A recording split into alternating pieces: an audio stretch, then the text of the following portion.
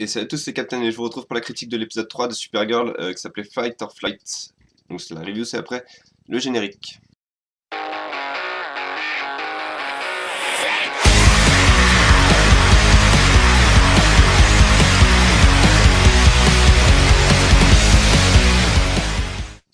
Donc cet épisode 3 c'est un épisode qui était concentré sur Reactron, donc un ennemi habituel de Superman. Donc forcément c'est un épisode qui a introduisé également beaucoup de Superman dans l'intrigue. En plus d'être mentionné plusieurs fois, il apparaît au moins une fois. Euh, j'ai, enfin, il y a beaucoup de personnes sur Internet qui, après l'épisode 2, se plaignaient justement des interactions avec Superman en disant arrêtez de mentionner Superman, etc. Mais je comprenais pas tellement le problème parce qu'à partir du moment où Superman est le cousin de Supergirl, et qu'il est le héros le plus connu de la Terre, parce qu'au final Batman fait tout pour ne pas être très connu, et je pense que Batman existe dans cet univers-là, c'est normal que les gens parlent de Superman, c'est normal qu'il voilà, il parle du héros le plus connu sur Terre, donc pour moi, c'est vraiment pas quelque chose qui me dérangeait pardon, dans l'épisode 2. Et j'ai trouvé que dans l'épisode 3, son utilisation était plutôt sympa, hormis son apparition qui était un peu, comment dire, un peu bizarre. C'est-à-dire que vraiment, à mon avis, il faut qu'ils arrêtent de le faire apparaître parce que le fait de ne pas pouvoir montrer le visage de l'acteur, parce que sinon ça perturberait les gens par rapport à Henry Cavill et donc le Superman de Batman v Superman. Enfin, du moins, c'est ce que la DC et Warner Bros. Pensent. Enfin, cette interdiction de montrer le visage de Superman, du coup, ça ajoute un côté, comment dire, presque une présence. Enfin, c'est plus une présence spectrale plutôt qu'une présence physique du personnage, et je trouve que du coup, ça marche pas forcément, notamment dans cette scène-là où il s'interpose entre Supergirl et Reactron parce qu'elle est en train de se faire défoncer. Euh, voilà, du coup, le côté présence spectrale, ça marche pas. Alors que il était arrivé sans mettant un énorme coup de poing ou quelque chose comme ça, sans qu'on voit son visage, ça aurait, à mon avis, un peu mieux marché. Euh, Nouveau point noir de l'épisode, et ça a été le point noir de l'épisode 2 déjà, et il me semble que l'épisode 1 c'était pas non plus top, c'était vraiment les scènes de combat. Il va vraiment falloir qu'ils fassent quelque chose au niveau je pense surtout des chorégraphies, parce que j'ai trouvé que vraiment dans cet épisode, les scènes de combat entre Reactron et Supergirl, c'était des scènes de combat on a l'impression que c'était des enfants, c'est-à-dire que ils se tapaient, mais on sentait vraiment aucun impact à l'écran. Et à mon avis, au lieu de faire bouger la caméra dans le moment où ils se donnent des coups de poing et des choses comme ça pour faire la caméra qui tremble comme ça, je trouve que c'est vraiment pas top, et ce serait euh, plus réussi si c'était les personnages qui bougeaient dans l'angle offert par la caméra. Là, du coup, ça exige une chorégraphie un peu plus travaillée que un coup de poing, je te réponds avec un autre coup de poing, je te réponds avec un autre coup de poing, etc. Mais voilà, va vraiment falloir qu'ils travaillent ça parce que je trouvais que dans cet épisode, les combats faisaient faux, il n'y avait aucun impact dans les coups. Et c'est quelque chose qui me dérange assez.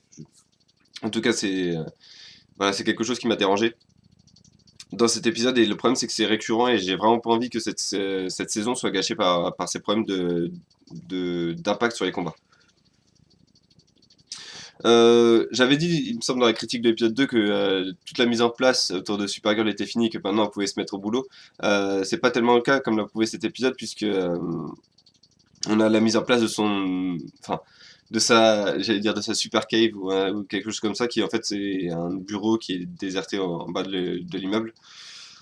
Là, on sent vraiment pour le coup la patte Greg Berlanti, enfin Mark Guggenheim, enfin les trois producteurs quoi, qui ont déjà fait Arrow, Flash et donc Supergirl maintenant.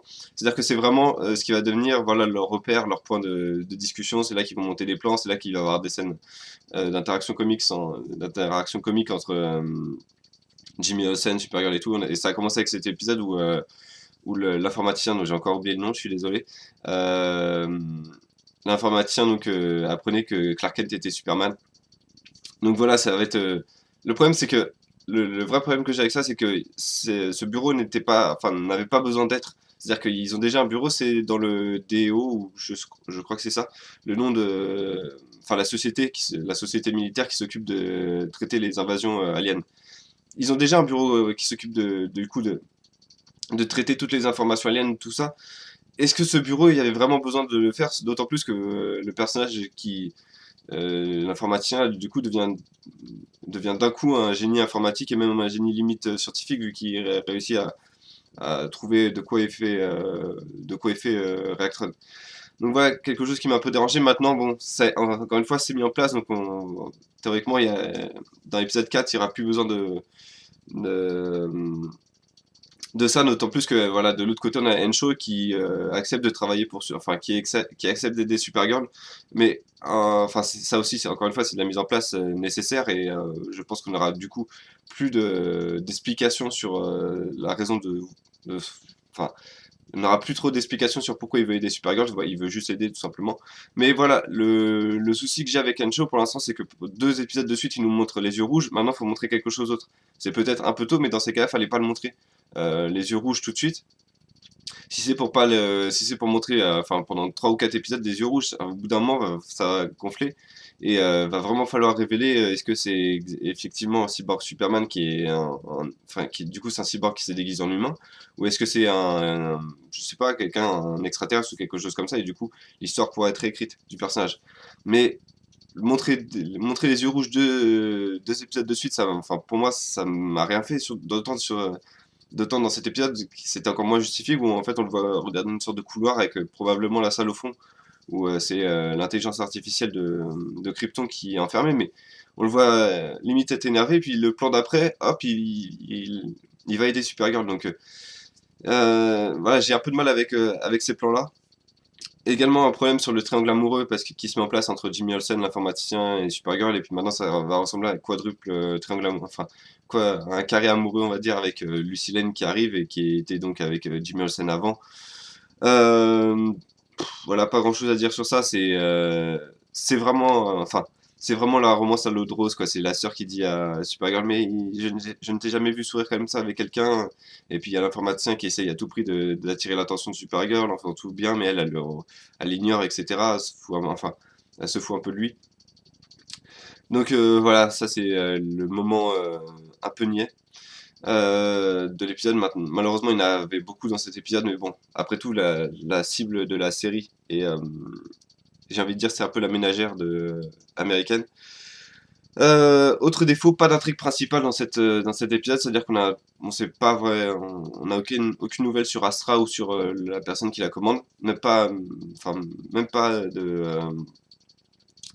de référence ou quoi que ce soit, même pas quelqu'un qui dit bon, écoute, si Astra doit revenir, on saura comment l'arrêter. Non, elle semble passer complètement inaperçue dans le cadre des personnages.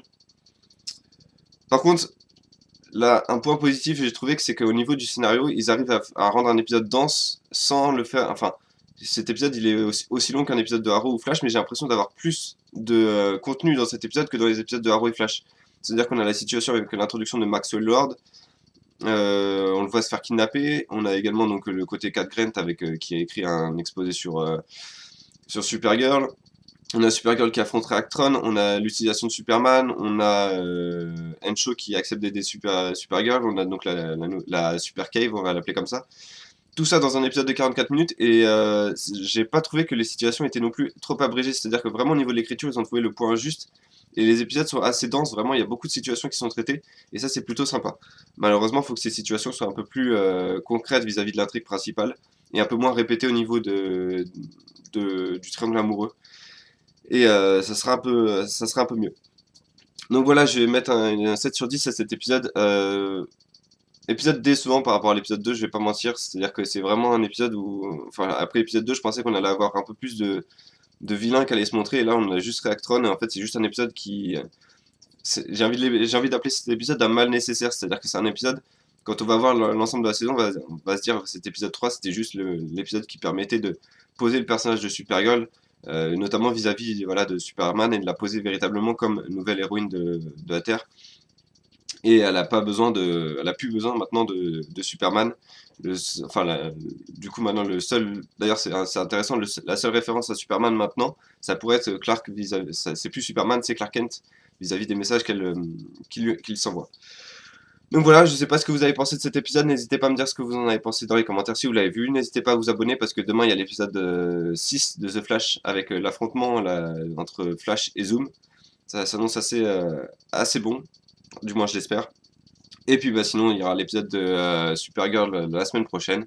Et puis d'autres critiques sur les films d'animation DC ou les séries d'animation DC arriveront sur la chaîne. Donc je vous dis à bientôt.